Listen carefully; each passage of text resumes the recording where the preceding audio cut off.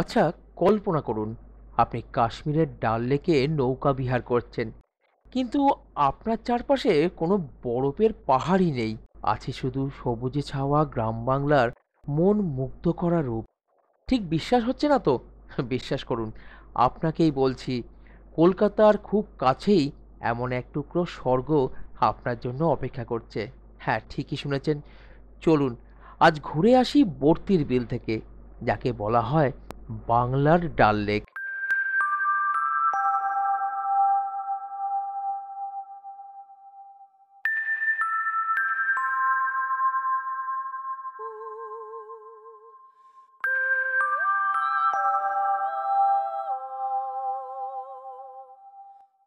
নমস্কার বন্ধুরা, আজকের এই ছোট্ট সফরে আপনাদের সকলকে স্বাগত জানাই।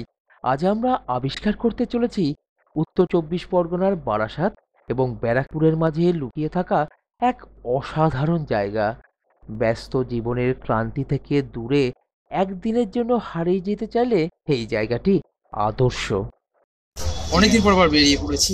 বেশ কয়েকদিন একটু অসুস্থ ছিলাম, তাই জন্য আপনাদের কাছে আসতে পারিনি। এখন আবার বেরিয়েছি। এখন আছি এই মুহূর্তে ব্যারাকপুর স্টেশনে। এইখান থেকে যাব একটা খুব সুন্দর জায়গা, আপনারা হয়তো অনেকেই চেনেন, কিন্তু সেখানে যাই, সেখানে প্রতি বছরই নতুনভাবে সবাই সেটাকে উপলব্ধি করে। সেখানে গিয়ে নতুন লাগে। এবারেও গিয়ে দেখি কেমন লাগে সেই জায়গাটা। আগে সেই জায়গায় পৌঁছাই, তারপর আপনাদের জানাচ্ছি, এবং সেখানে কি করে পৌঁছাবেন সেটাও জানিয়ে দেবো। চলুন তাহলে আস্তে যাওয়া যায়। তবে হ্যাঁ, এই মুহূর্তে এখান থেকে নীলগঞ্জের ডিরেক্ট অটো আছে। ব্যারাকপুর থেকে নীলগঞ্জ যাচ্ছি, প্রতিজন ভাড়া পড়বে 20 টাকা করে, এটাও জানিয়ে রাখলাম। চলুন আগে সেখানে নীলগঞ্জে পৌঁছাই, তারপর দেখা হচ্ছে। কলকাতার কোলাহল থেকে দূরে কোথাও সময় কাটাবো বলেই এবং তারই সাথে বর্ষার প্রকৃতিকে অনুভব করব, এটা ভেবেই বেরিয়ে পড়লাম।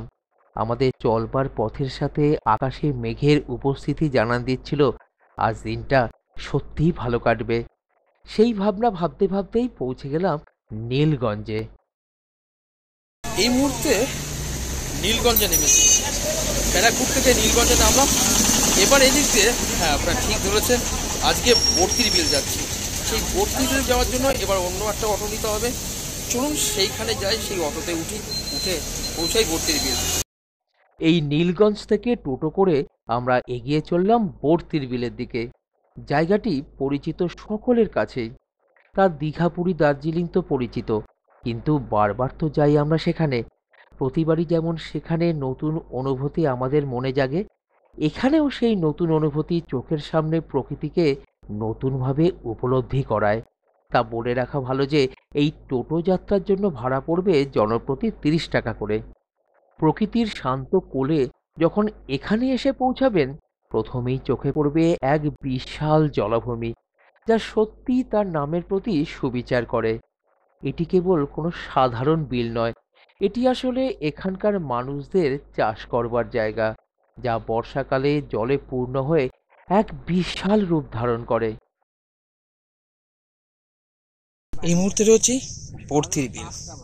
আপনারা অনেকেই চেনেন, কিন্তু এইবার নতুনভাবে দেখতে এসেছি। প্রতি বছর নতুনভাবে খুব সুন্দর লাগে, এবারও সুন্দর হয়েছে। এবারে জলটা বেশ ভালোই হয়েছে। চলুন ভালো করে একটু বর্তির বিলটা ঘুরে নেওয়া যাক।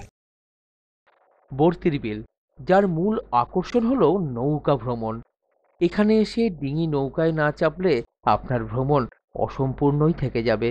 তাই একজন স্থানীয় মাঝির সাথে নৌকায় ভেসে পড়ুন আর অনুভব করুন শান্ত জলের উপর দিয়ে ভেসে চলার এক অপার্থিব আনন্দ, যেখানে জলাশয়ের বুকে চারিদিকে ফুটে আছে শাপলা আর পদ্ম ফুল, যা জলের উপরে এক অপরূপ ক্যানভাস তৈরি করছে।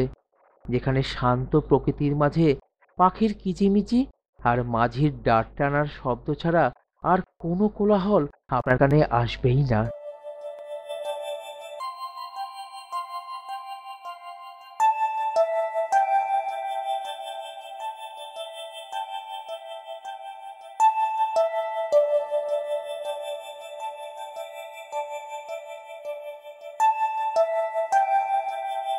আকাশে বর্ষার মেঘ তার রূপের সৌন্দর্যে ভরিয়ে তুলছিল এই পরিবেশকে।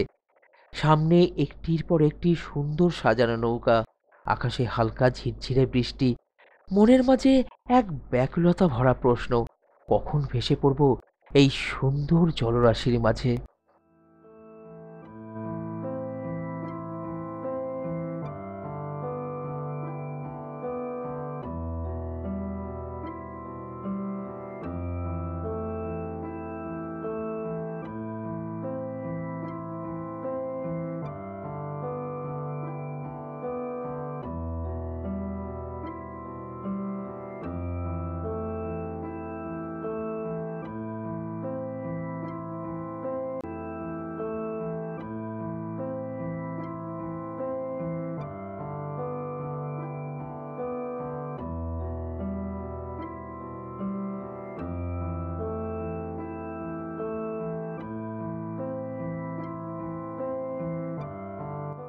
বন্ধুরা এবার নৌকায় চড়ে বসেছি।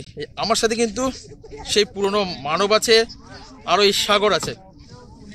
তা আমরা আজকে বর্তির বিলে নৌকা চড়বো। তা মানবকে যে মানব, হ্যাঁ হ্যাঁ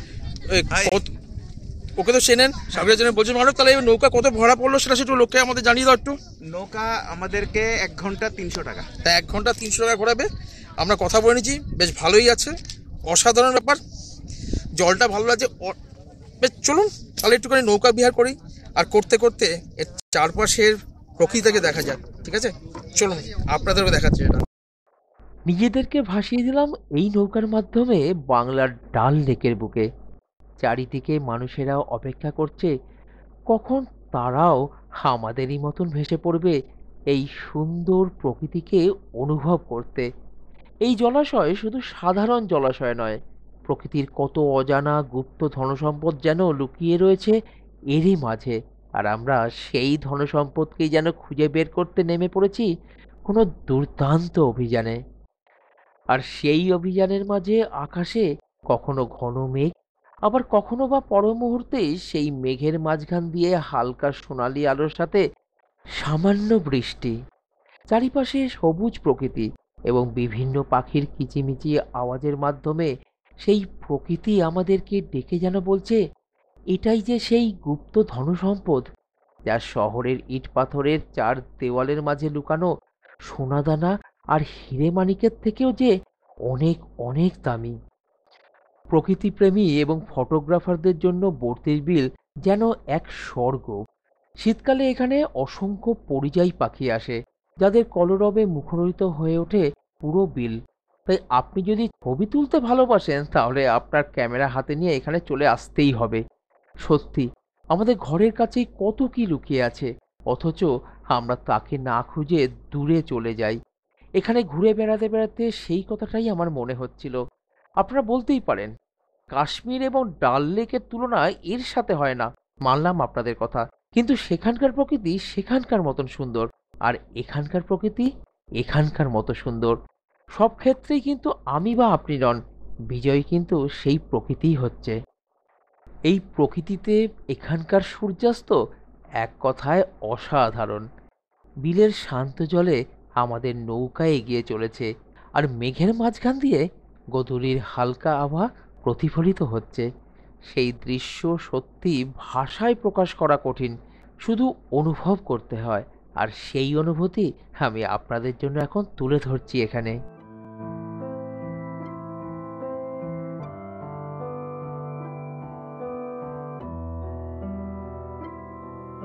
এবারে এই সুন্দর অভিযানে কিভাবে আসবেন সেটা জেনে নেওয়া যাক। শিয়ালদহ শাখার মেন লাইনের যে কোনো ট্রেনে চলে আসুন ব্যারাকপুর। সেখান থেকে স্টেশনের বাইরে থেকে অটোতে পৌঁছান নীলগঞ্জ, আর তারপর সেখান থেকে এই বর্তির বিল। এছাড়াও বারাসাত থেকে হেলা বটতলা হয়েও আসতে পারবেন নীলগঞ্জে।